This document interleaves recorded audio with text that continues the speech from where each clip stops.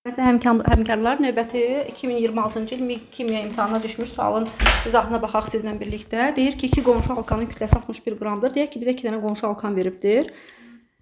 Alkanlardan birini CnH2 üstəgəl 2 alkanı yazaq. İkinci alkanı da yazaq. CnH2 üstəgəlsin 2 üstəgəl 1 CH2 qrupu. Niyə? Çünki alkanlar bir-birlərindən əgər qonşudurlarsa bir dənə CH2 qrupu qədər fərqlənməlidir.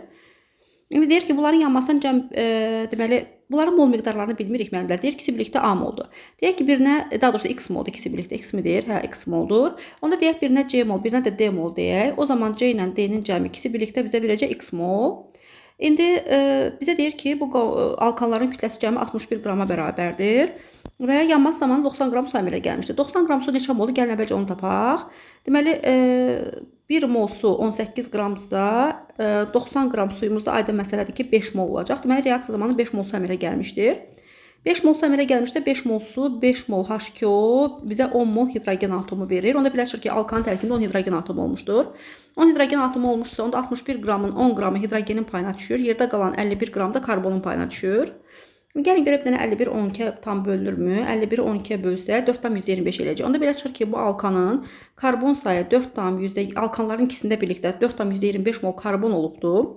Hidrogen də 10 mol olubdur. Baxın, hidrogenə 10 mol yazdım, karbona deməli 4,125 mol yazdım. Suyun da mol miqdarı 5 mol əmələ gəlibdir. İndi gəlin belə eləyək də, bizim əlimizdə C mol CnH2 üstəgəlsin 2 alkanı var. Bu bizə NC qədər karbon verəcək. D molda CnH2 üstəgəlsin 1 CH2 belə deyək də alkanı var. Bunun da tərkibində D vurulsun, N üstəgəlinsin 1 mol karbon mövcuddur. Niyə? Çünki yenə deyirəm, burada belə deyək də CnH2 üstəgəlinsin 2 alkan öz formuludur. Üzərinə bir CH2 qrupu gəlib qonşu alkanı yazıram. Qonşu alkanda da N üstəgəl 1 qədər karbon mövcuddur. D molda D vurulsun N üstəgəl 1 mol karbon mövcuddur. Və bu karbonların cəmi 4,25 mola bərabərdir. Hidrogenlərə gəlin baxağın. Hidrogen 2N üstəgəlsin 2, C molda da C vurulsun 2N üstəgəl 2 hidrogen var. Digərində D molunda 2N üstəgəl 2 burada, 2 də burada, 2N üstəgəlinsin 4 hidrogen mövcuddur, düzdürmü? D vurulsun 2N üstəgəlinsin 4 hidrogen də burada mövcuddur. Bu hidrogenlərin də mol miqdarı cəmi 10 mola bərabərdir. Belə bir sistem tənliyə keçirilədir. Tənliyə görə NC üstəgəlinsin DN üstəgəl D bərabərdir 4,25-ə.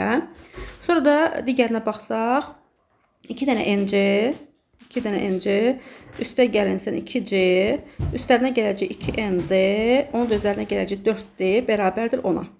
İndi gəlin 10 ilə 4,25 arasında münasibət qura bilərik mi, onu baxaq. Ya NC-ləri ixtisar aparmaq üçün neyiniyək? Gəlin bir dərə baxağın. Neyiyə bilərik ki, ixtisar apara bilək. Deməli, belə edək. Hər tərəfini 2-yə vuraq müəllimlər. Düşünürəm ki, necə eləyə bilərik. Baxın, ikinci tənliyin, daha doğrusu birinci tənliyin hər tərəfini 2-yə vuraq. Bax, bu işarə elədiyimin hər tərəfini 2-yə vuraq.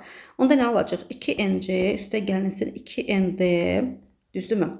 2NC üstə gəl 2ND, üstə gəlinsin 2D bərabərdir 4,25-də 2-yə vuraq. Görək neçə alarıq. Bir dəqiqə qovurum. 4,25-i vururam 2-yə. Mənə verəcək 8,5. İndi belə bir tənliyə keçiriləcək. Onda bunlar tərəf-tərəfə çıxanda bunlar ixtisar gedəcək. 2NC, 2NC-dən yəni tərəf-tərəfə çıxımda ondan çıxım 8,5-i. Bunlar ixtisar gedəndən sonra burada da 2ND, 2ND ilə ixtisar gedəcək. Burada nə qalacaq müəllimlər? 2C yuxarıda qaldı. 4D-dən də 2D-ni çıxanda 2D qaldı. Onun da üzərinə 8,5 gələndə mənə daha doğrusu ondan da 8,5-i çıxaram. Ondan da çıxaram 8,5-i mənə verər 1,5. Onda C ilə D-nin cəmi mənə verəcək 0,75. Mənə də bir burada deyirdi ki, C ilə D-nin cəmi X-a bərabərdir. C ilə D-nin cəmi X-a bərabərsə, deməli C ilə D-nin cəmi 0,75-ə bərabər olacaq. Onda doğru cavabı mən burada 0,75 şəklində qəbul edə bilərəm.